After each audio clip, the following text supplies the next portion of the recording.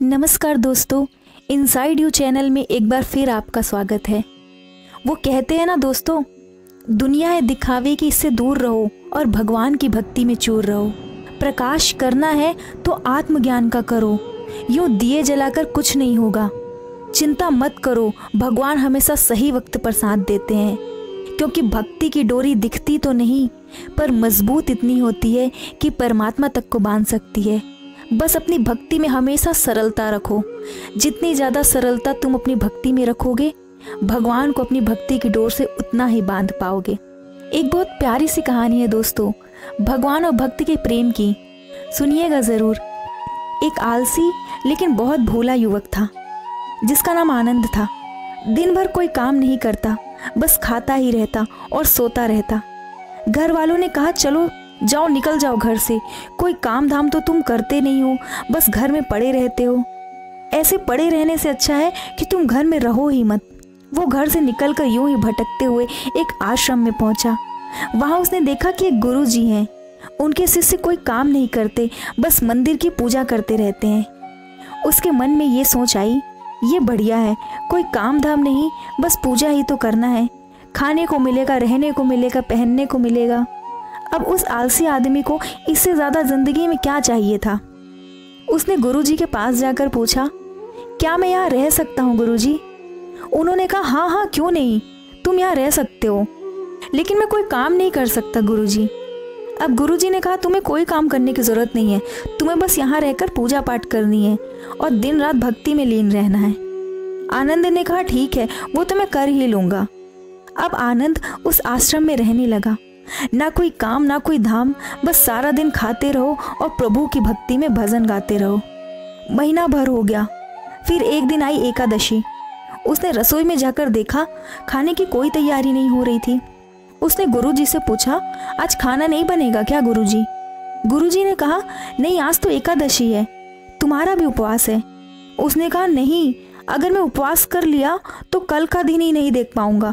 मैं ये उपवास नहीं कर सकता, मुझे बहुत भूख लगती है, और आपने ये पहले क्यों नहीं बताया? नहीं तो मैं खाने का इंतज़ाम कहीं और से कर लेता। गुरुजी ने कहा, ठीक है, तुम मत करो उपवास, पर खाना भी तुम्हारे लिए कोई और नहीं बनाएगा, तुम्हें खुद बनाना पड़ेगा। मरता क्या ना करता, वो आलसी आदमी रसोई में खाना बनाने के लिए गया। इसी बीच गुरुजी वहाँ फिर से आए और उन्होंने उस आलसी आदमी से कहा, देखो, अगर तुम खाना बना लो तो राम जी को भोग ज़रूर लगा देना और नदी के उस पार जाकर बना लो रसोई, यहाँ पर रसोई बनाने की इजाज़त नहीं है। आनंद ने कहा, ठीक है। वो लकड़ी, आटा, तेल, घी, सब्जी, सारी चीज़ लेकर नदी के पार चला गया। उसने जैसा तैसा खाना भी बनाया। अब जब वो खाने लगा तो उसे याद आया कि गुरुजी ने कहा था कि राम जी को भोग जरूर लगा लेना। वो भजन गाने लगा, प्रभु राम आइए, श्री राम आइए, मेरे भोजन का भोग लगाइए। कोई नहीं आया। वो बेचैन हो गया, यहाँ तो भूख लग रही है और राम जी भी नहीं आ रहे हैं।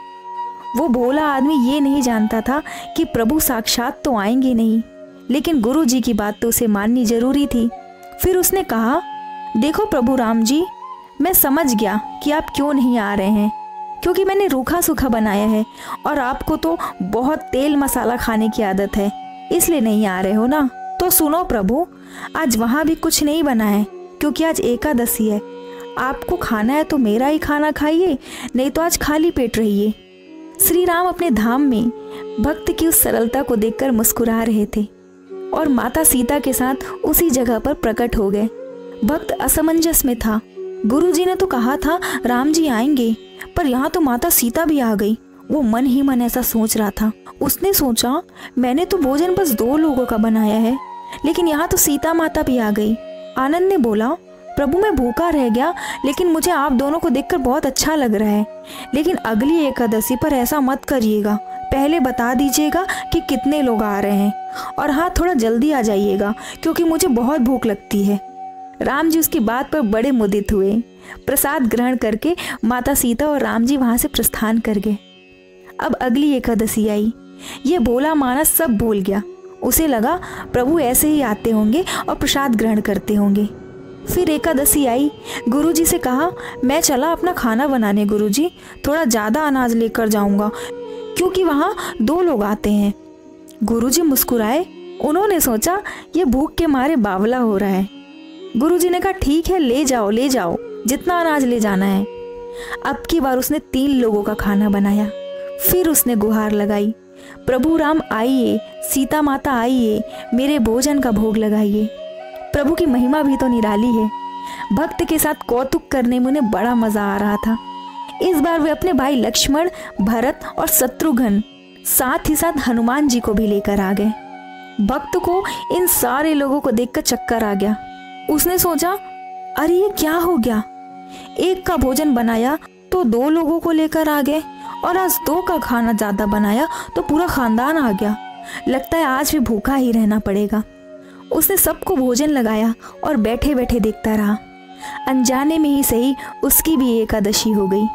फिर अगली एकादशी आने से पहले गुरुजी से कहा, गुरुजी ये आपके प्रभु श्री राम अकेले क्यों नहीं आते, बार बार किसी न किसी को लेकर आ जाते हैं। इस बार अनाज और ज्यादा दीजिएगा। गुरुजी को लगा कहीं ये अनाज बेचता तो नहीं है, यहाँ से प्रभु का नाम लगाकर कहीं ये बाजार में जाकर अनाज तो नहीं बेच देता, ये पता लगाना पड़ेगा जाकर। गुरुजी ने भंडार में जाकर कहा, इसे जितना अनाज चाहिए दे दो और इसे छुप कर देखते रहना। इस बार उस आलसी आदमी ने सोचा खाना पहले नहीं बनाऊंगा, पता नहीं वो कितने लोगों को लेकर आ जाए, पहले बुला लेता हूँ, फिर देखूंगा कितने लोग आएंगे, उस हिसाब से खाना बनाऊंगा। अब उस आलसी इंसान ने फिर से पुकार लगाई, प्रभु राम आइए, श्री राम आइए, मेरे भोजन का भोग लगाइए। अब की बार सारा का सारा राम दरबार मौजूद। लेकिन उन्होंने देखा अरे अभी तक तो प्रसाद तैयार ही नहीं है। अब भक्त ठहरा भोला भाला, बोला प्रभु इस बार मैंने खाना नहीं बनाया, मुझे तो खाना मिलेगा नहीं, फिर बनाने से क्या फ़ायदा, आप ही बना लो, खुद ही खा लो। 3 बार से मैं खाना बना रहा हूँ और हमेशा खाली पेट ही रहता हूँ। इस बार मैं खाना नहीं बनाऊंगा, जिसे खाना है वो खुद ही बना ले। राम जी मुस्कुराए, सीता माता भी गदगद हो गई। उसके मासूम जवाब से पूरा राम दरबार हंसने लगा। लक्ष्मण जी बोले क्या करें प्रभु। प्रभु श्री राम बोले भक्त की इच्छा है, पूरी तो करनी पड़ेगी, चलो लग जाओ काम में। लक्ष्मण जी ने लकड़ी उठाई, माता सीता आटा सानने लगी। भक्त एक तरफ बैठकर देखता रहा। माता सीता रसोई बना रही थी तो कई ऋषि मुनि, यक्ष, गंधर्व प्रसाद लेने आने लगे। इधर गुरु जी ने देखा खाना तो बना नहीं, भक्त एक कोने में बैठा है। गुरु जी ने भक्त से आकर पूछा, बेटा क्या बात है, खाना क्यों नहीं बनाया। अब भक्त बोला, अच्छा हुआ गुरुजी आप यहाँ आ गए, देखिए कितने लोग आए हैं प्रभु के साथ, इसलिए मैं आज ज्यादा अनाज लेकर आया था। गुरुजी ने बोला, मुझे तो कुछ नहीं दिखाई दे रहा तुम्हारे और तुम्हारे अनाज के सिवा। भक्त ने अपना माथा पकड़ लिया, एक तो इतनी मेहनत करवाते हैं प्रभु, भूखा भी रखते हैं, और ऊपर से गुरुजी को कुछ दिख भी नहीं रहा है, ये तो और बड़ी मुसीबत है। उस भोले व्यक्ति ने प्रभु से कहा, आप गुरुजी को क्यों नहीं दिख रहे हैं। प्रभु ने बोला, मैं उन्हें नहीं दिख सकता। भक्त ने कहा, वो तो बहुत बड़े पंडित हैं, ज्ञानी है, विद्वान है, उन्हें तो बहुत कुछ आता है, फिर आप उनको क्यों नहीं दिखते हो। प्रभु ने उस भोले आदमी से कहा, माना कि उनको सब आता है, पर वो सरल नहीं है तुम्हारी तरह, उनकी भक्ति में सरलता नहीं है बल्कि क्लिष्टता है, इसलिए मैं उनको नहीं दिख रहा हूँ। उस भोले व्यक्ति ने गुरुजी से कहा, गुरुजी प्रभु कह रहे हैं आप सरल नहीं हैं, इसलिए वो आपको नहीं दिखेंगे। गुरुजी वहाँ खड़े खड़े रोने लगे और उन्होंने भक्त से कहा, वाकई मैंने इस जिंदगी में सब कुछ पाया, पर तुम्हारे जैसी सरलता ना पा सका, और प्रभु तो मन की सरलता से ही मिलते हैं। भक्त जितना ज़्यादा सरल होगा, प्रभु उसके प्रेम पाश में उतने ज़्यादा बंधते जाते हैं। प्रभु प्रकट हो गए और गुरुजी को भी दर्शन दे दिए। इस तरह एक भक्त के कहने पर प्रभु ने रसोई भी बनाई और उसका कहा भी माना।